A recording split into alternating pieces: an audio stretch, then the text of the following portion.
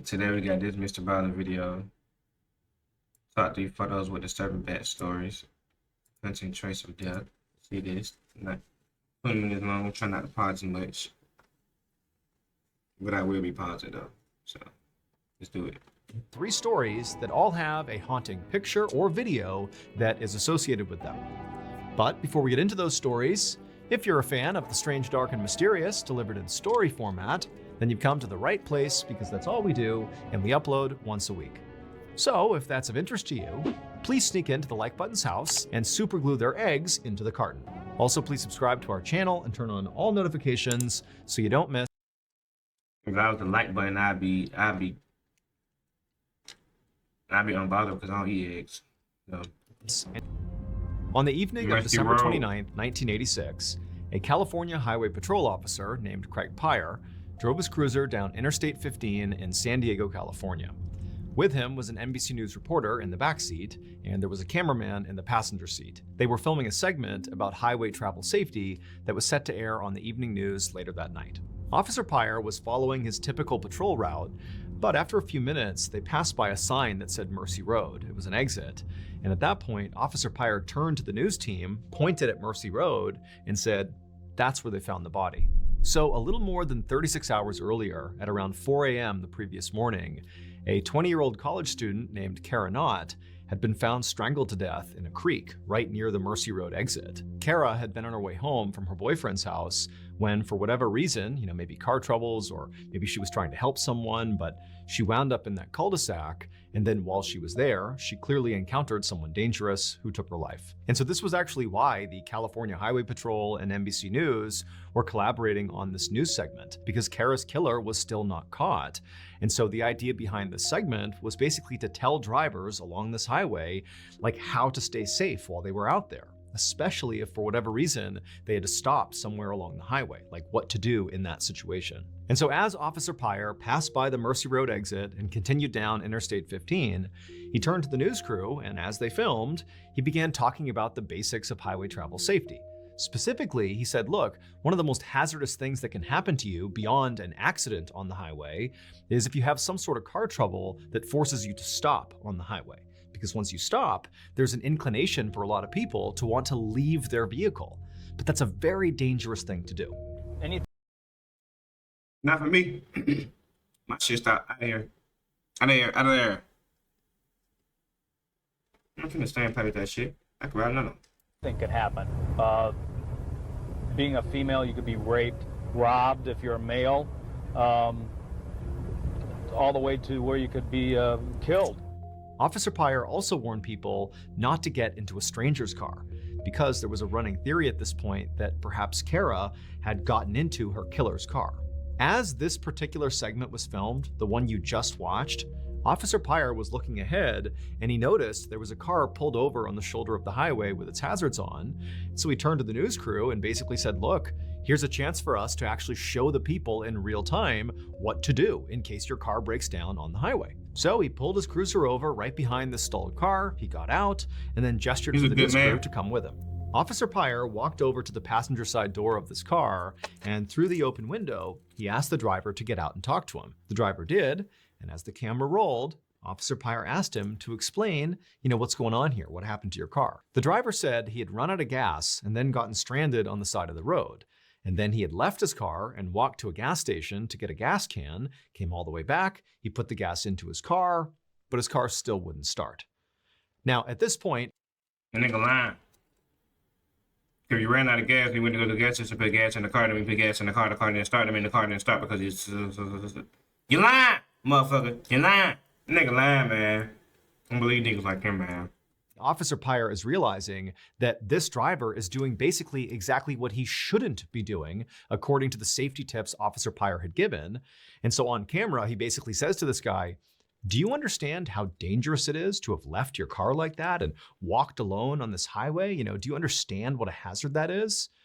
And the driver just kind of looked at him and shrugged like, yeah, I guess so. After that, Officer Pyre called the man a tow truck. His car was towed and the man was on his way. And Officer Pyre... Boy, why when I heard that shit, I thought someone was moving next to me. What the fuck? Mr. Ballen gotta stop.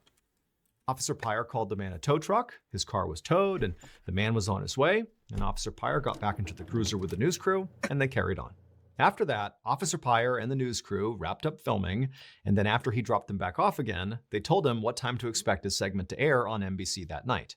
And sure enough, that evening, Officer Pyre was in front of a TV as the broadcast started.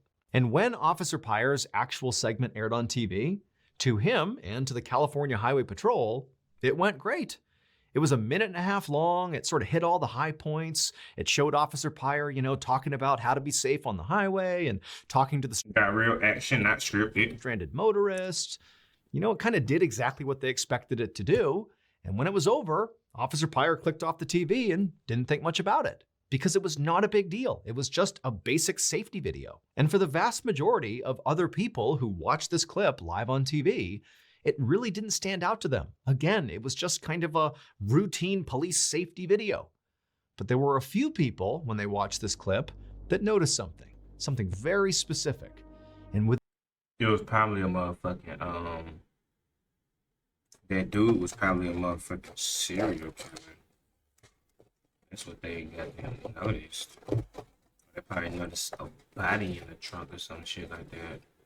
Within an hour of this clip airing on TV, those few people were calling the police in droves to tell them, we know what happened to Kara Knott. And the police would follow up on these tips. And he probably had her goddamn jacket on, they be creepy like that, creepy, freaky niggas, sure enough, just over 2 weeks later, they had gathered enough evidence that they were able to arrest Kara Knott's killer. It would turn out all the clues the police needed to solve the Kara Knott murder case were right there in that 1.5 minute long video. Because what happened to Kara had almost happened to over 24 other women in San Diego. And those young women were the ones who saw the news And the segment. ones who they caught him. When it happened live, and they noticed this particular detail that clearly telegraphed who Kara's killer was. They were the ones who called police. On the night of Kara's murder, December 27th, 1986, she pulled off Interstate 15 on the Mercy Road exit, and she came to a stop in that cul-de-sac. Now, we don't know exactly why she came to a stop in there, but either way, she was there, and that's where she encountered her killer. Now, the other 24 women who encountered the same person, the killer, they were terrorized and kind of tortured and held hostage for a couple of hours, but eventually were let go. But Kara wasn't. During her encounter, at some point, the killer clubbed her over the head and then strangled her to death with a rope. Now, the killer at first had gotten away with this until they were featured on that 1.5 minute long video. And some of those women who had survived their attack, they're watching the segment. What did she?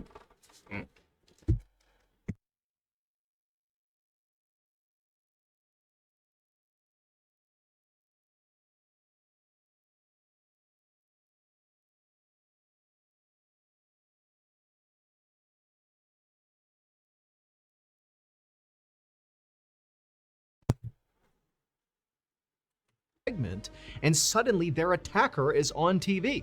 Now, they had previously reported their attack to police, but to this point, nothing had been done. And now they're staring at, for sure, the person who attacked them, who's right on TV. And critically, as part of this segment, they're hearing about how this other young woman had been attacked and killed on this highway. And they're thinking, oh, this person did that to me. I barely got away. I bet they killed this girl. And on top of that, as they're watching the news, staring at their attacker, they can see there's a fresh cut over their eye. And so put that all together and they thought, boom, that's the person who killed Kara Knott. And sure enough, the police would follow up on these tips and they would confirm that the man in the video with the cut over his eyebrow was Kara's killer. And Kara's killer was none other than Officer Craig Pyre. Wait, what? Officer What? I had a feeling it could have been him, but I didn't know it could have been him, but it could have been him. I figured it, I swear to God. I said, what if it's the officer? But then I'm not gonna lie, they showed the black dude, and I was like, it's the nigga. He killed her. It's this nigga. It's this nigga right here. Should have fucking known it was him. Always those. Pyre was found guilty of murder and sentenced to 25 years to life in prison. Since being incarcerated, he has gone up for parole 2 separate times and been rejected both times. However, he is up for parole again in 2027. 2027, boy, you got 2 more years still.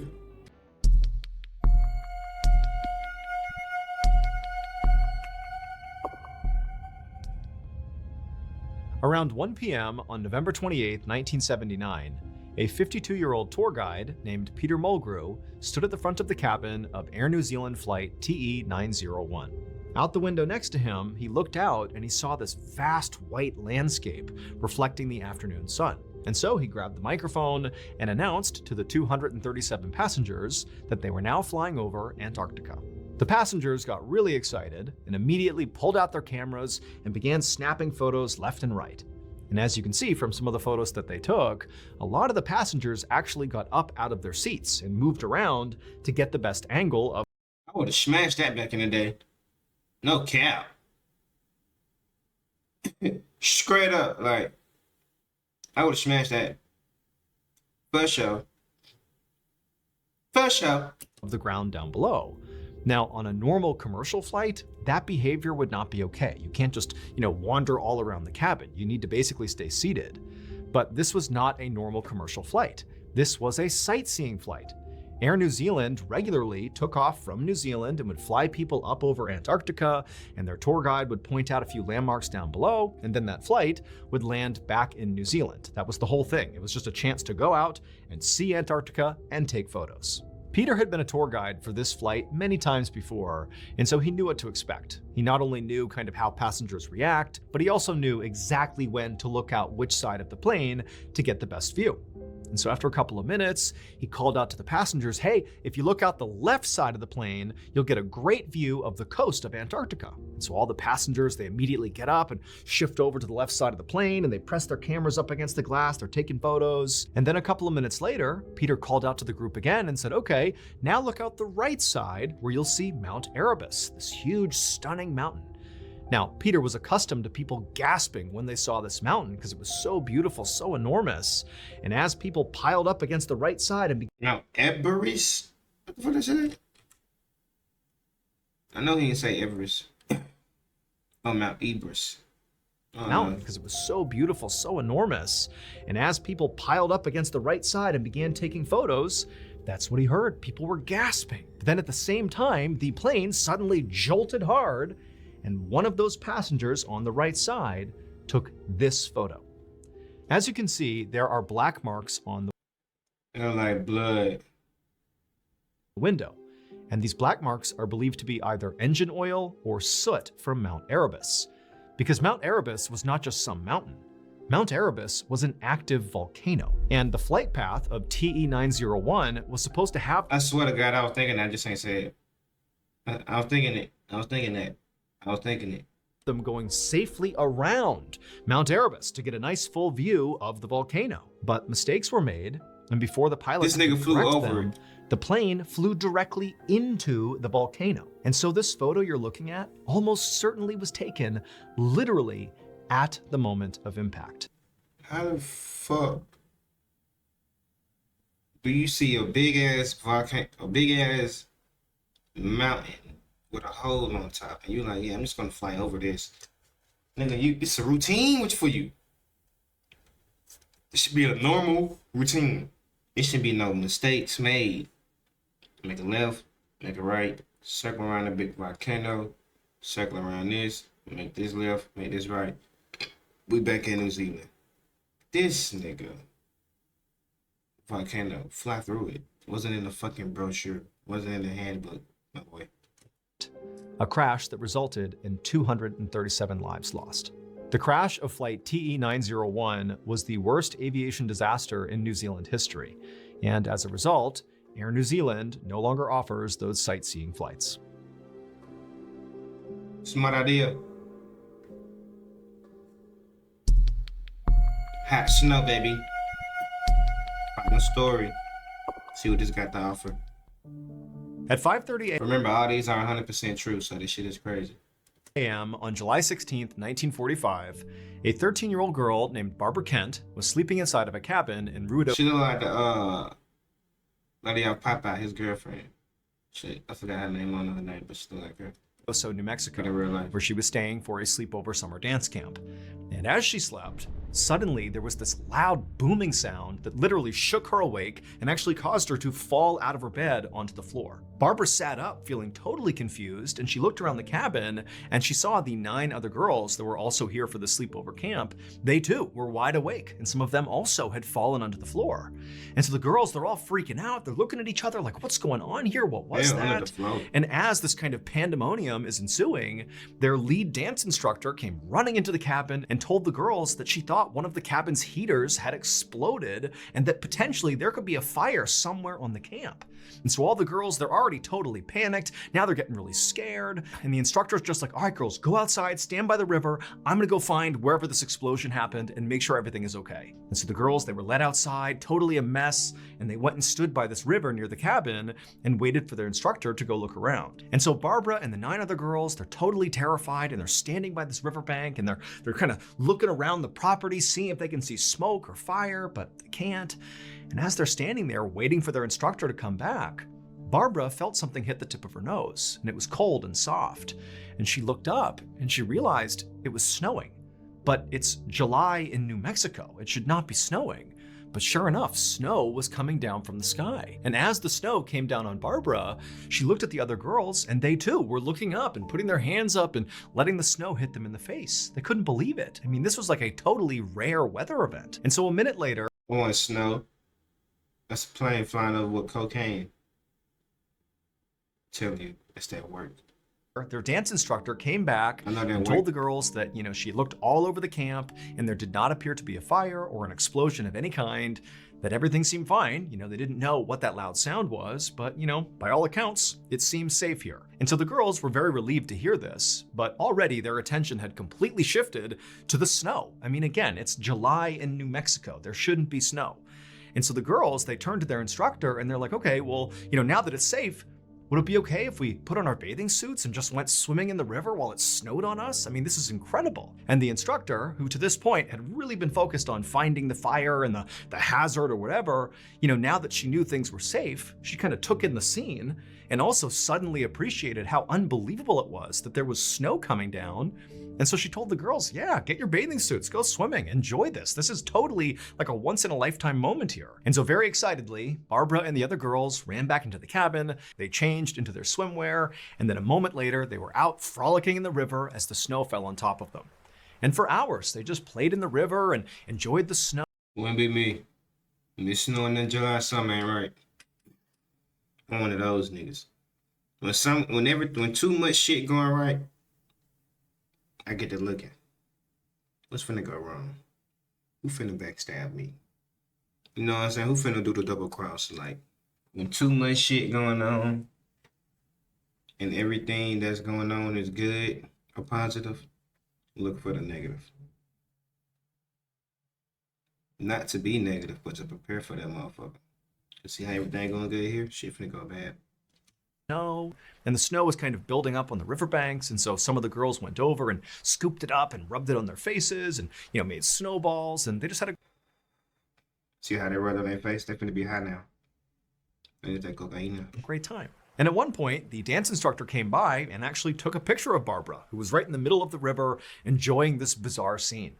But eventually, despite how fun the snow was, the novelty of it all sort of wore off, and the girls got tired of swimming, so they changed into their regular clothes and went about their day. And over the course of the next few days, summer camp went as normal. The girls had a great time, and when summer camp ended, all the girls went home. Now, the girls never got an explanation for why it had snowed. They all just assumed it was some super rare weather event that they had been lucky enough to experience. Until 17 years later, when Barbara was 30 years old at this point, and she learned that all the other girls she had gone to the dance camp with had died. One by one, each of those girls were diagnosed with aggressive forms of cancer that killed them. Barbara was the only one who was spared. And she wouldn't get any clarification as to why that had happened until decades later in 2006, when Barbara was in her 70s. What the fuck?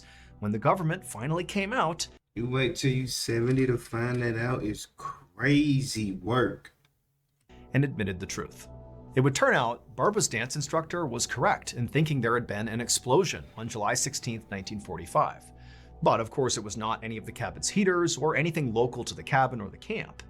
Instead, the explosion occurred 40 miles away at a US government testing site in the middle of the New Mexico desert. And the explosion that literally caused the girls to be dumped out of their beds was from the world's first ever atomic bomb being dropped.